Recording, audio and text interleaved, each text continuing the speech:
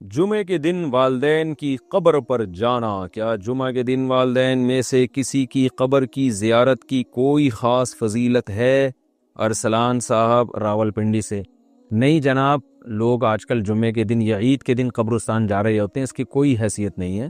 کسی بھی دن جب چاہیں آپ قبرستان چلے جائیں، اپنے والدین یا بزرگوں کی قبر پہ بھی جا سکتے ہیں، ان کے لیے دعا کریں وہاں جا کے، اور قبرستان جانا چاہیے۔ حدیث میں آتا ہے زورھا فإنھا تذکر الآخرہ، قبرستان کی زیارت کیا کرو، اس سے آخرت کی یاد تازہ ہوتی ہے۔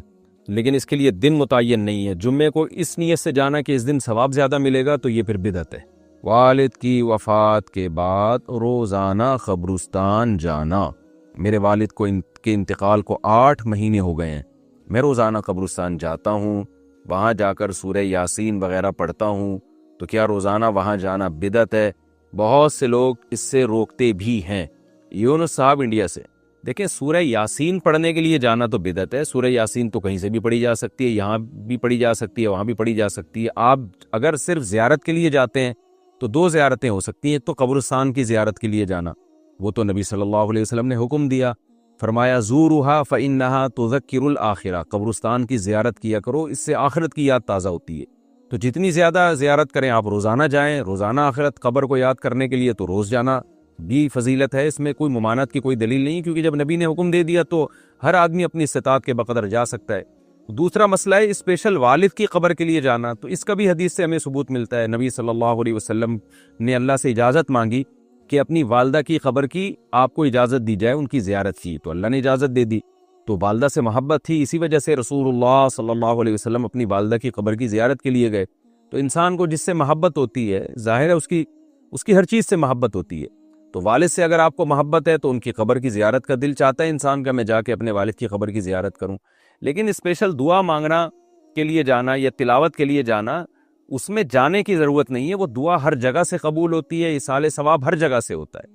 تو اس نیت سے آپ نہ جائیں، ہاں جانے کے بعد آپ وہاں دعا کریں یا کچھ تلاوت کر لیں تو وہ جائز ہے۔ ایک ہے گئے اور آپ کو خیال آیا کہ خاموش بیٹھنے سے بہتر ہے کہ میں اپنے والد کے لیے دعا کروں، تو یہ بہت اچھی بات ہے۔ لیکن یہ سمجھنا کہ وہیں جا کے تلاوت کروں گا تو زیادہ فائدہ ہوگا، وہیں جا کے دعا مانگوں گا، تو ٹھیک ہے، وہاں جا کے دعا مانگنے میں ذرا استحضار زیادہ ہوتا ہے، اس لحاظ سے تو بہرحال فائدے کی چیز ہے، لیکن ایسی چیزیں آہستہ آہستہ بدعت بن جاتی ہیں۔ تو اس لیے آپ روزانہ والد صاحب کی قبر کی زیارت کریں تو کوئی گناہ نہیں ہے، لیکن اس زیارت کی بیس والد صاحب سے محبت ہونی چاہیے۔ پھر وہاں جا کے فضول بیٹھنے کے بجائے آپ سورہ یاسین پڑھ لیں یا دعا مانگ لیں والد صاحب کے لیے، تو یہ بھی ایک ثواب کا عمل ہے، اس کے بھی ناجائز ہونے کی کوئی دلیل نہیں ہے۔ لیکن یہ کانسیپٹ کہ یہاں سے ثواب پہنچاؤں گا تو کم پہنچے گا، وہاں جا کے یاسین پڑھوں گا تو زیادہ ثواب ملے گا، یہ تصور 100% غلط ہے۔ قبرستان میں ہاتھ اٹھا کر دعا کرنا، کیا قبرستان میں ہاتھ اٹھا کر دعا کر سکتے ہیں؟ کر سکتے ہیں، ناجائز ہونے کی کوئی دلیل نہیں ہے۔ البتہ جہاں یہ خطرہ ہو، شرک کا وہم ہو، جیسے کوئی مزار ہے یا ایسا قبرستان ہے جہاں لوگ مردوں سے دعائیں مانگتے ہیں، وہاں آپ بھی ہاتھ اٹھا کے دعا مانگو گے تو یہ وہم ہو سکتا ہے کہ آپ بھی قبر سے مانگ رہے ہو۔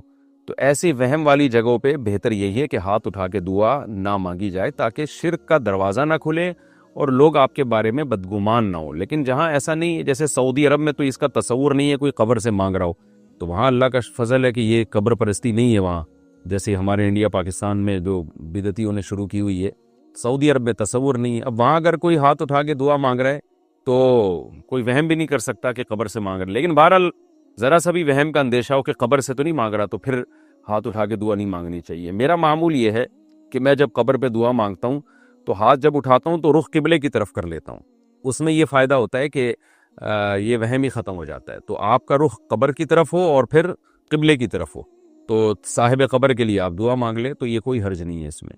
جنازے کے سامنے قرآن پڑھنے کی حقیقت، جنازے کے سامنے جو لوگ قرآن پڑھتے ہیں یا سورہ یاسین پڑھتے ہیں، کیا یہ عمل حدیث سے ثابت ہے یا بدعت ہے؟ عبدالصمد صاحب نے انڈیا سے پوچھا ہے۔ جنازے کے سامنے اسپیشل جنازے کی وجہ سے قرآن پڑھنا یا سورہ یاسین پڑھنا، میرے علم میں ایسی کوئی حدیث نہیں ہے۔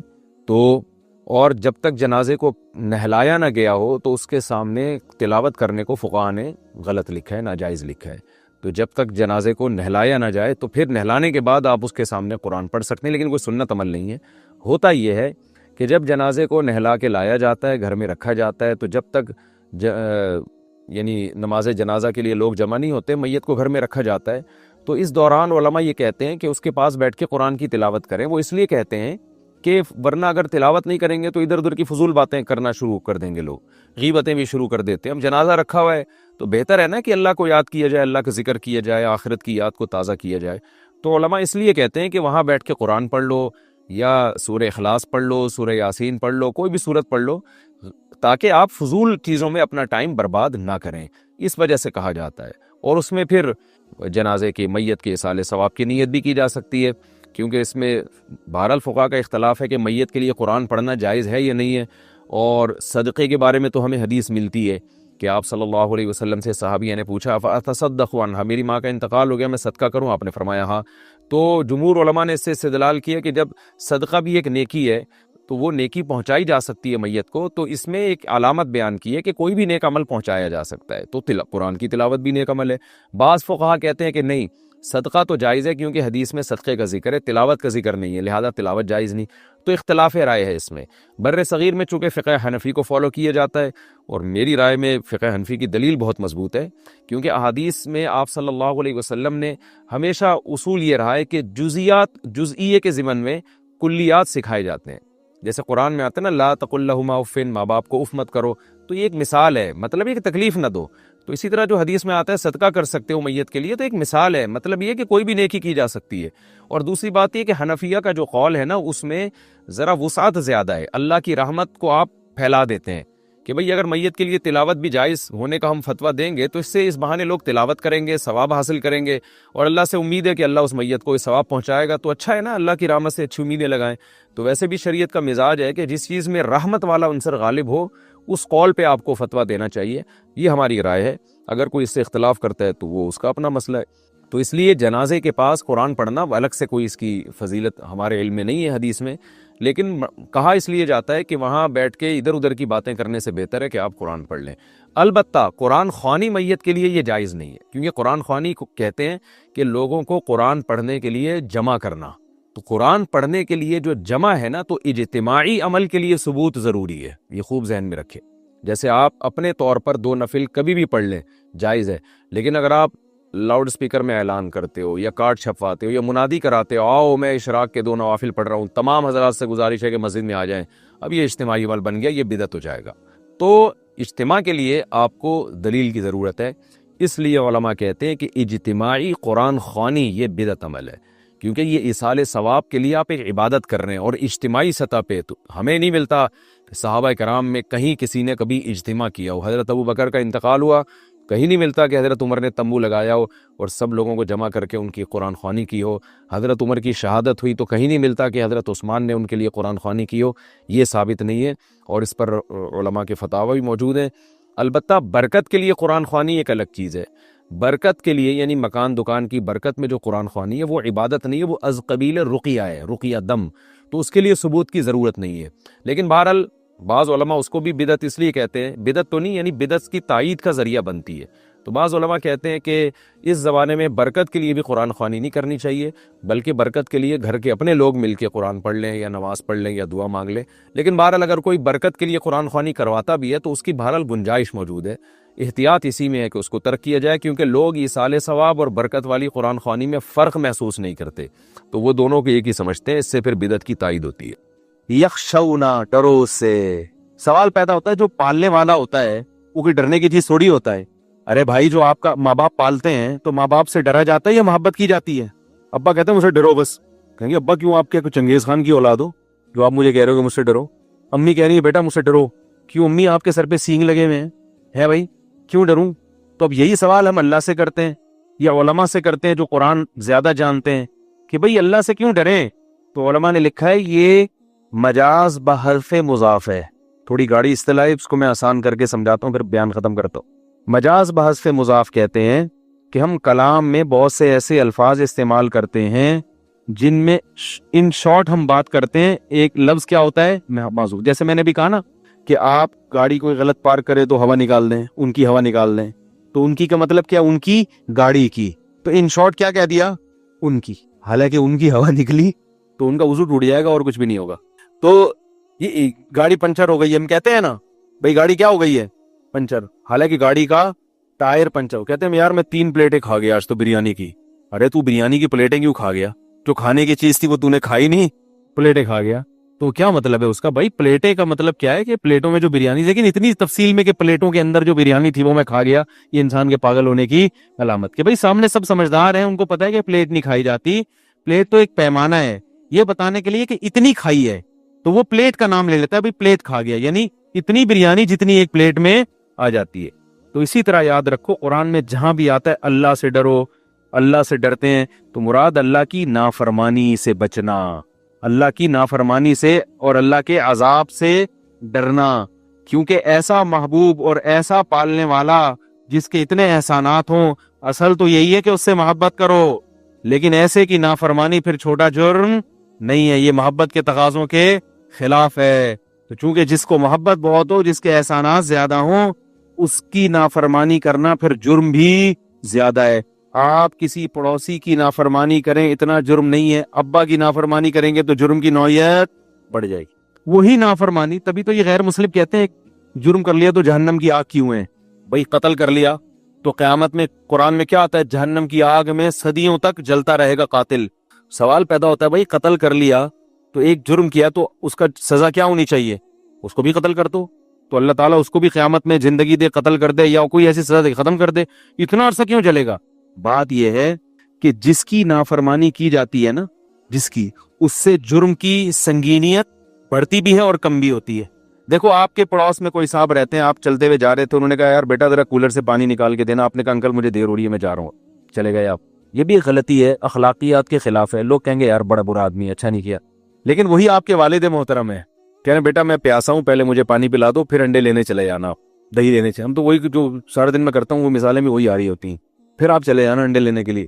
تو اب آپ کہیں گے تب مرغیاں پالی ہوئی تو انڈے لینے کیوں جا رہے ہو؟ وہ مرغیاں ذبح کر دی میں نے، کیونکہ میں نے مرغے کو تھوڑا سا گوشت کھلا دیا تھا، مجھے تجربہ نہیں تھا، تو وہ مجھے ہی کھانا شروع کر دیا اس نے، تو میں نے پھر کیا کیا، مجبوراً مرغا ذبح کرنا پڑا۔ جب مرغا ذبح کیا تو بیوہ مرغیاں مجھے اچھی، میں نے کہا ان کو بھی ذبح کر دو، کیونکہ میں جب سفر میں جا رہا تھا تو پیچھے رکھوالی کرنے والا کوئی بھی نہیں تھا، تو کیونکہ وہ تو کچی جگہ پہ پالی ہوئی ہے نا، تو میں نے کہا، اور ہاں اصل جو وجہ یہ تھی نا، روزانہ مرغی، ایک بلی آگے ایک مرغی کھا رہی تھی، روز کے حساب سے اس کا باربیکیو کا انتظام ہوا تھا۔ اب میں بلی سے بیزار آ گیا، تو پھر میں نے کہا کہ یار بچہ یہی کھا رہی ہے تو بہتر نہیں ہے کہ ہم ہی کھا لیں، تو پالوں گا دوبارہ انشاءاللہ، لیکن پہلے بلی کا انتظام ہو جائے کہ بلی کو کیا کریں ہم۔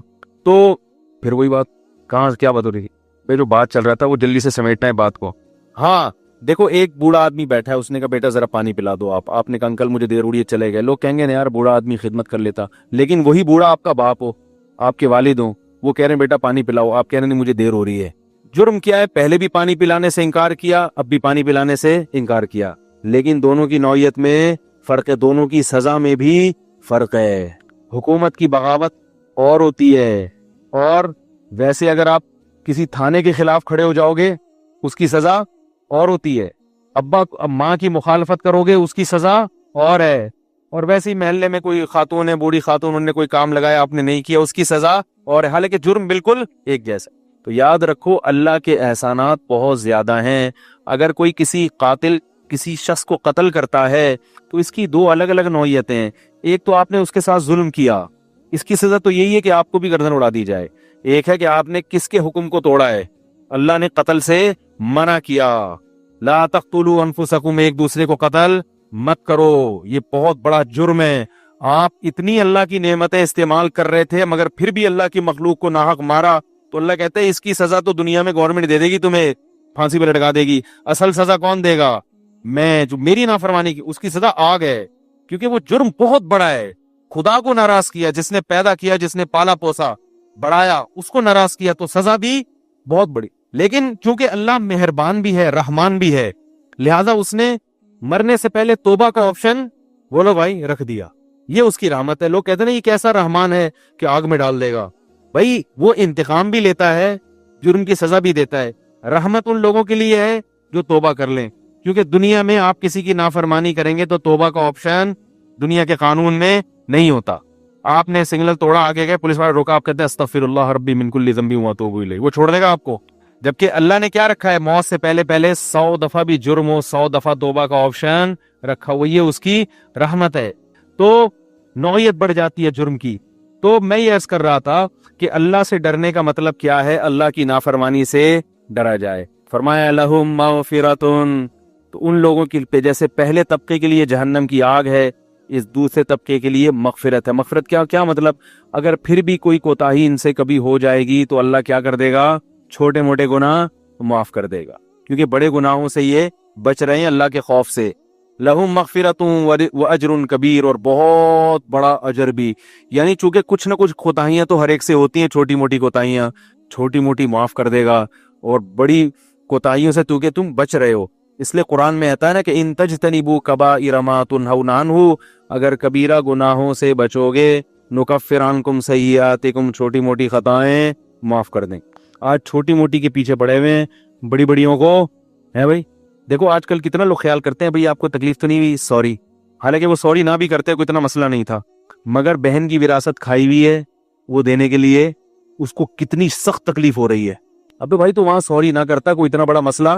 वो एक साहब मुझे अंग्रेज की फजीलत बता रहे थे कि इतने अच्छे अखलाक, एटीट्यूड इतना अच्छा, जब भी कोई बात हो तो सॉरी करते हैं। मैंने कहा अब्बा को ओल्ड हाउस क्यों जमा कराते हैं भाई, अब्बा से सॉरी करो, जिन जिन अब्बाओं को ओल्ड हाउस में जमा कराया उनको घर लेकर आओ, बोलो आपने जनाए हमें, आपकी बॉडी से अल्लाह ने आपके जिस्म से पैदा किया, डीएनए सेम है, मुझे जिस जिंदगी मिली आपकी वजह से, ये बुजुर्गी का रिश्ता, और माँ को ओल्ड हाउस से निकाल के लाओ, ये इतना बड़ा बड़ा कबीरा चल रहे हैं, और थोड़ी सी मम्मी ने सॉरी, ये क्या है भाई, करनी चाहिए, ऐसा ना हो कि सॉरी करना भी छोड़ दें। लेकिन कुरान क्या कह रहा है, कबीरा गुनाहों से बचोगे तो छोटी मोटी खताएं माफ कर दूंगा। और हम बहनों की विरासतें खा रहे हैं, औरतों पे जुल्म हो रहा है मुआशरे में, जिसकी लाठी उसकी भैंस, जिसकी लाठी उसकी भैंस। अगर औरत स्ट्रांग हो तो वो मियाँ को दबा लेती है, मियाँ स्ट्रांग हो तो वो औरत को दबा लेते हैं। बच्चे अगर चालाक हो तो अब्बा को जिंदगी में ही विरासत मांगना शुरू। अभी अब्बा दुनिया में है, अभी सब उनका है, कह रहे हैं हमारा हक दो, तुम्हारा कहां से हो गया, मांगना शुरू। अब्बा को तकलीफ हो रही है, उसका एहसास ही नहीं है कि यार मेरी मुझसे भी, इनको तो चाहिए था, बोले अब्बा जो हमने कमाया है वो भी आप हमसे ले ले, आपका है सब कुछ। हदीस में आता है तुम और तुम्हारा माल तुम्हारे बाप का है, ये नहीं फरमाया कि तुम्हारे बाप का माल किसका है, तुम्हारा है। उल्टा कर रहे हैं हम लोग। माँ को तकलीफें दी जा रही हैं, माँ बुला रही है और बेटी जवाब नहीं दे रही। कैसी लोरियां सुना सुना के माएं जो है ना रातों को अपनी जागती हैं बच्चों को सुलाने के लिए, कैसी मोहब्बत देती है। यही बच्ची जरा सी बड़ी हुई, समझदार हुई, तो अब माँ को सताना शुरू कर। तो बड़ा जुल्म हो रहा है, हर जगह ये हो रहा है, क्या क्या बताएं भाई।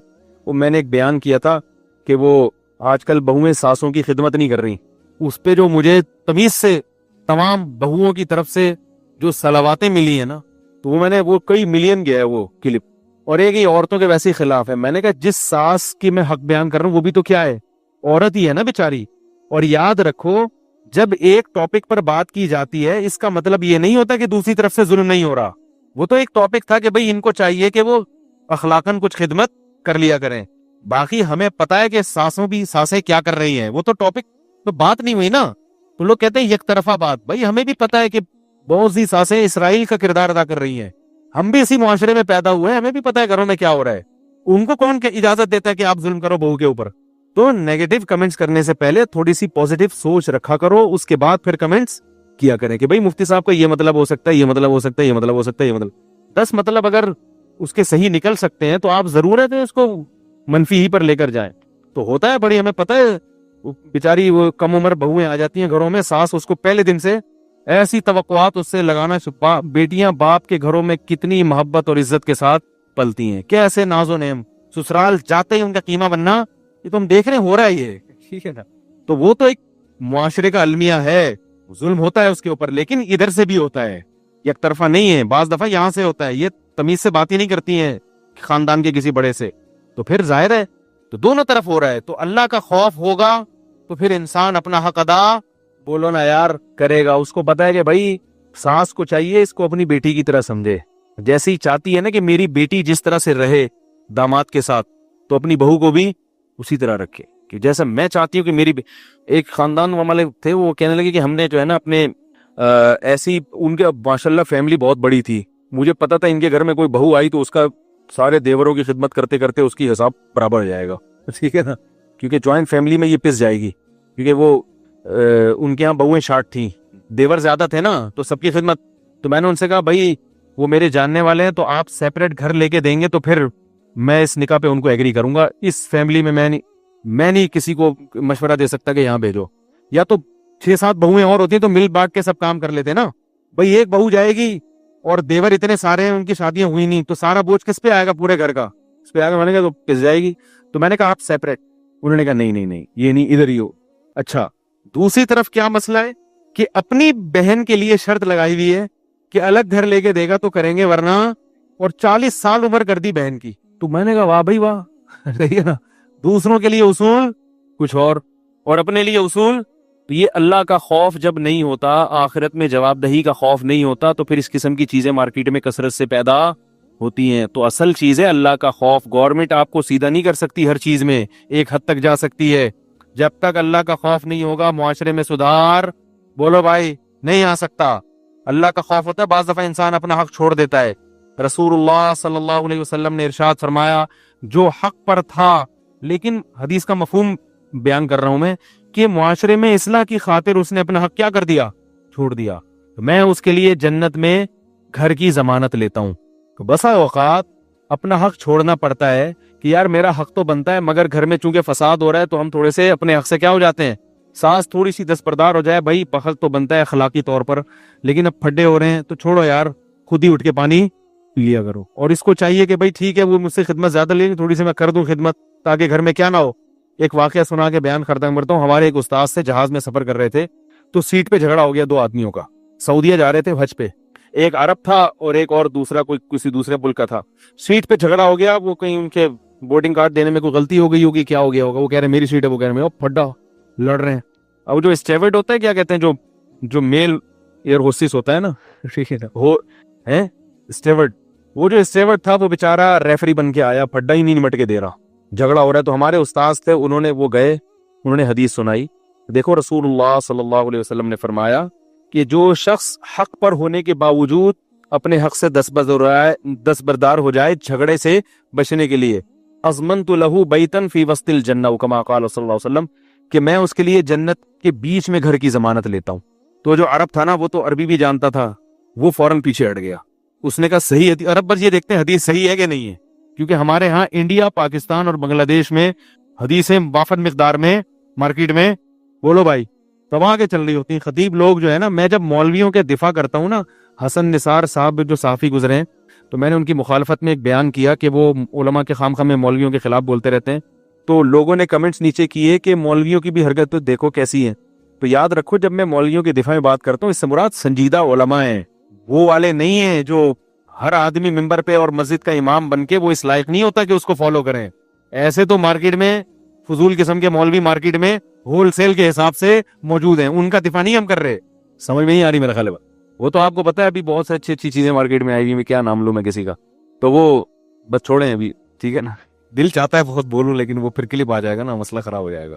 तो अजीब अजीब मौलाना लोग आए हुए हैं, ना बात करने की तमीज है, ना लोगों को कोई खास मौजू पर कोई गाइड कर रहे हैं, बस फेंक रहे हैं बैठ के। तो हर तरह के अच्छे भी हैं, बुरे भी हैं। तो हम जो अच्छे संजीदा उलमा है, मुफ्ती तकी उस्मानी साहब हो गए, और हमारे जो बड़े बड़े उलमा है, हज़रत मुफ्ती निज़ामुद्दीन शामदी शहीद हो गए, अल्लाह ताला उनकी मग़फ़िरत फरमाए। इस तरह के जो मौलाना यूसुफ जहांगीर शहीद रहमतुल्लाह अलैह, ज्यादातर तो बेचारे शहीद ही चल रहे हैं आजकल, ठीक है ना। तो थोड़े से जिंदा रह गए, उनको दुआ करो अल्लाह उनकी जिंदगी में बरकत दे। और दूसरा, बहुत सारे अल्हम्दुलिल्लाह मसाजिद के इमाम, अल्लाह का शुक्र है, आप जाएं मिलें उनसे, संजीदा हैं, हक बयान कर रहे हैं, लोगों को सही गाइड कर रहे हैं। सबके पीछे जो लठ लेके पड़े रहते हैं ना, मैं उनके खिलाफ बोलता हूँ। बाकी हर मौलाना की दिफा में नहीं करता। हमें पता है कि शर भी फैला है, तो किससे फैला है? मौलानाओं से ही फैला है बहुत ज्यादा। तो वो आलिम गए, उन्होंने ये हदीस सुनाई। अरब ने कहा भाई सही हदीस है, उन्होंने कहा हाँ सही हदीस है, जमानत लेता हूँ। या ठीक है, फिर ये मैं छोड़ रहा हूँ। और क्या चाहिए भाई, सीट का कोई मसला नहीं, उधर बैठ जाओ उधर बैठ जाओ, थोड़ी सी तकलीफ में सफर कर लेंगे। लेकिन अगर इस पे नबी की तरफ से बशारत मिल रही है तो और क्या चाहिए। तो अल्लाह का खौफ हो, जन्नत की लालच हो, बहुत से मामलात में इंसान अपना हक छोड़ दे। अब जहाज में लड़ते हुए अच्छे थोड़ी लगते हैं। अभी मैं एयरपोर्ट पे उतरा ना, एक बात है, दुनिया में कहीं भी सफर करो, ठीक है जैसे मर्जी हो, लेकिन जाहिरी तौर पर दूसरी कौमों के अखलाक बहुत अच्छे हैं, ये हकीकत है। थाईलैंड में जाओ, इतनी तमीज से बात करते हैं, चाहे गैर मुस्लिम हो या मुस्लिम हो। मलेशिया में जाओ, आप तुर्की में होकर आया हूं, कहीं भी दुनिया में जाओगे, बड़ी तमीज से। पाकिस्तान उतरते ही तमीज एकदम मार्केट से क्या हो जाती है, शॉर्ट। कुछ पढ़े लिखे लोग होते हैं जो बात करते हैं, सारे नहीं, लेकिन एकदम लगता है कि तमीज क्या हो गई है। हालांकि सदका तो खैरात भी करते हैं, गरीबों का ख्याल भी करते हैं, بات کرنے کی تمیز ہمارے معاشرے میں، جیسی ترکی میں 1 ہفتہ رہا ہوں، نہ کوئی گالی سنی، نہ اونچی آواز سے بات، حالانکہ وہ بھی مسلمان ہی ہیں، نہ علماء میں کبھی اونچی آواز سے. ہوٹل پہ ہم کھانا کھاتے تھے، سب تمیز سے چپ کے بات کر رہے ہیں، اونچی آواز سے کوئی بات نہیں. پاکستان کے ایئرپورٹ پہ اترتے ہی تمیز، شارٹ پڈا. ایئرپورٹ پہ دیکھا وہ کہیں پڈا ہو گیا، وہ کوئی سامان وامان پہ پتہ نہیں کسی پہ اور لڑ رہے ہیں، پھر پولیس آئی، وہ پھر آپ کو پتا ہے وہ الگ سے ایک نیا پڈے کی بنیاد رکھ کے چلی جاتی ہے. خیر، تو اللہ کے بندو، ہماری جتنی بھی اچھی کوالٹیز ہیں وہ ہماری بد اخلاقیوں کی وجہ سے، کیونکہ دنیا کے سامنے جو ہمارا امیج جاتا ہے وہ یہ نہیں جاتا کہ شامی مہاجرین کی سب سے زیادہ مدد پاکستانیوں نے کی ہے، زلزلہ زدگان کی مدد کراچی والے بہت زیادہ کر رہے ہیں یا لاہور والے کر رہے ہیں، یا یہ لوگ قربانی اتنی کرتے ہیں، اتنے ٹرسٹ چل رہے ہیں، اتنے غریبوں کو اپنی بہنوں کی فکریں اتنی کرتے ہیں. صحیح ہے نا، ساری زندگی بہنوں کی فکر میں لگے رہتے ہیں اور اتنا بیویوں کو کھلاتے ہیں، اتنا بچوں. یہ چیزیں دنیا کے سامنے نہیں جاتی. دنیا جب دیکھتی ہے تو سب سے پہلے ایئرپورٹ پہ آپ کے کیا دیکھتی ہے؟ اخلاق. ٹیکسی والا چونا لگا رہا ہے وہاں بیٹھا ہوا، صحیح ہے نا، اور وہ اوورٹیک غلط کر رہا ہے. جب کوئی گورا آپ کے ملک میں آئے گا تو سب سے پہلے ٹریفک دیکھے گا، وہ دیکھے گا یہیں سے گڑبڑ شروع. ایک امریکہ سے میرا شاگرد آیا، پڑھتا تھا مجھ سے، عالم بنا. وہ جب آیا نا، وہ ڈرائیونگ کر رہا ہے، تو وہ کیسے ڈرائیونگ، اور یہ کیا ہو، یہاں سے کیوں گزار لیا اس نے، ابے وہ وہاں سے گاڑی کیوں لے آیا، ابے وہ طریقہ یہ اتنی تیز گاڑی، یہ اتنی سلو چلا رہا ہے تو فاسٹ ٹریک پہ کیوں چلا رہا ہے، ابے یہ موٹر سائیکل والا 6 بچوں کو بٹھا کے فاسٹ ٹریک پہ کیوں چل رہا ہے. وہ اشارہ فیصل پہ، موٹر سائیکل والا 4-6 بچوں کو، بیوی کو بٹھا کے بالکل جو فاسٹ ٹریک ہوتا ہے نا، جس کو جو نائٹ رائڈر کے لیے بنا ہے، اس فاسٹ ٹریک پہ کون چلا رہا ہوتا ہے؟ موٹر سائیکل والا اور رکشے والا، اور آرام آرام سے چلا رہا ہے. اب وہ ہارن دے رہا ہے تو ہٹ ہی نہیں رہا، میرا بھائی ہٹ ہی نہیں رہا. میں نے کہا بھائی تو باولا ہو جائے گا، آ رہی ہے بات، تھوڑی دیر میں کیا ہو جائے گا، باولا ہو جائے گا. بس جیسے موقع ملنا ہے نا گھسیڑ دو بس. صحیح ہے. میں نے کہا یہ نہیں ہٹے گا، یہ پولیس کی بھائی بھی پیچھے آ رہی ہوگی تو یہ نہیں ہٹے گا. اس کو اس کی ماں نے وصیت کی ہے، حقیقت ہے. اس کو اس کے باپ نے قسمیں دے کے دنیا سے گیا ہے کہ بیٹا تو 6 بچوں کو بٹھا کے بائک چلا، مگر کوئی پیچھے سے ہارن دے تو کبھی بھی ہٹنے کی کوشش مت کرنا. یہ بزدلی ہے. سر اٹھا کے جینا سیکھو، حقیقت ہے. عزت دار قومیں ہمیشہ سر اٹھا کے جیتی ہیں، وہ کسی کی پیپ سے اور ہارن سے گھبراتے نہیں ہے. تو شاہی ہے بسیرا کر پہاڑوں کی چٹانوں پر. یہ میں نے کہا ان کے باپ نے، ان کی ماں نے ان کو یہ سکھایا ہے، تو یہ نہیں ہٹے گا. وہ تھوڑا سا زیادہ ہو گیا لیکن بہرحال. تو مجھے یہ لگ رہا تھا یہ واقعی باولا ہو جائے گا، یہ پاگل ہو جائے گا. میں نے کہا بس چلاؤ یار، ابھی ٹائم لگے گا، انشاءاللہ تبدیلی آہستہ آہستہ آئے گی. تو نیا آدمی تو یہ امپریشن پڑے گا نا اس پہ. تو اس لیے بھائی یہ سب چیزیں ہمارے نبی کا حکم ہے. راستے سے تکلیف چیز میں یہ بھی داخل ہے کہ آپ ہلکی گاڑی، اسپیڈ آپ کی ہلکی، اور آپ چلا کس پہ رہے ہیں؟ فاسٹ ٹریک پہ. تو جو اوورٹیک کرے گا وہ غلط سم سے کرے گا. کئی ایکسیڈنٹ ہو چکے ہیں اس چکر میں، اور میں تو خود چلاتا ہوں، مجھے پتا ہے. بجاتے رہو ہارن. اچھا پھر یہ بھی کرتے ہیں، ہٹتے نہیں ہیں جب زیادہ ہے نا تو پھر پیچھے مڑ کے غصے سے دیکھتے ہیں. صحیح ہے. چور کو تفال کو ڈانٹے، غصے سے دیکھ رہے ہوتے ہیں. غصے پہ بھائی ادھر سے گزر جانا، یعنی وہ ہمیں دیکھ رہے ہوتے ہیں کہ بھائی جب یہاں سے راستہ ہے تو یہاں سے گزر جاؤ نا. خود سکھا رہے ہیں کہ قانون کے خلاف چلو. تو یہ چند چیزیں ہماری اگر سیٹنگ پہ آ جائیں تو پھر بہت اچھا ہو جائے گا. لیکن اللہ خیر کرے. اللہ تعالیٰ سے دعا ہے کہ سورہ ملک میں ہم نے جو کچھ پڑھا، اللہ تعالیٰ ہمیں اس پر عمل کی توفیق عطا فرمائے. اور اس کا خلاصہ کیا ہے؟ رب سے ڈرنا ہے بغیر دیکھے، اور ڈرنے کا مطلب اس کی نافرمانی سے بچنا ہے. تو پھر اللہ کی طرف سے مغفرت بھی ہے اور پھر بہت بڑا اجر بھی. اب وہی سوال ہے کہ اتنا بڑا اجر کیوں؟ ہم کو اتنی قربانی تھوڑی دے رہے ہیں. اصل بات یہ ہے کہ جب کسی بڑے کی بڑا جب انعام دیتا ہے تو پھر انعام کس حساب سے دیتا ہے. دیکھو سیٹھ عابد کو پرانا زندہ ہے، سیٹھ عابد بہت بڑا اسمگلر تھا نا، کروڑپتی آدمی. اس نے اپنے بیٹے کا ولیمہ کیا اور آپ کو بھی اتفاق سے بلا لیا، اور اس میں وہ دال چاول کھلا رہا ہے. ایسا ہو سکتا ہے؟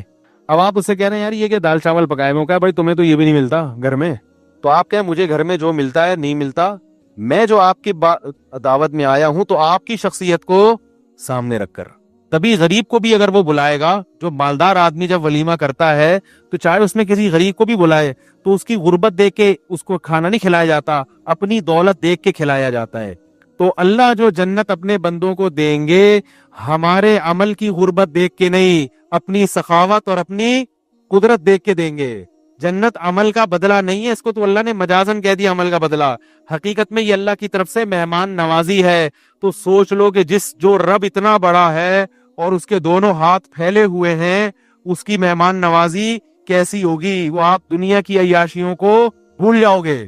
لیکن شرط کیا ہے؟ اللہ کی نافرمانی سے بچنا، نماز کی پابندی، والدین کا احترام، بیوی بچوں کے حقوق.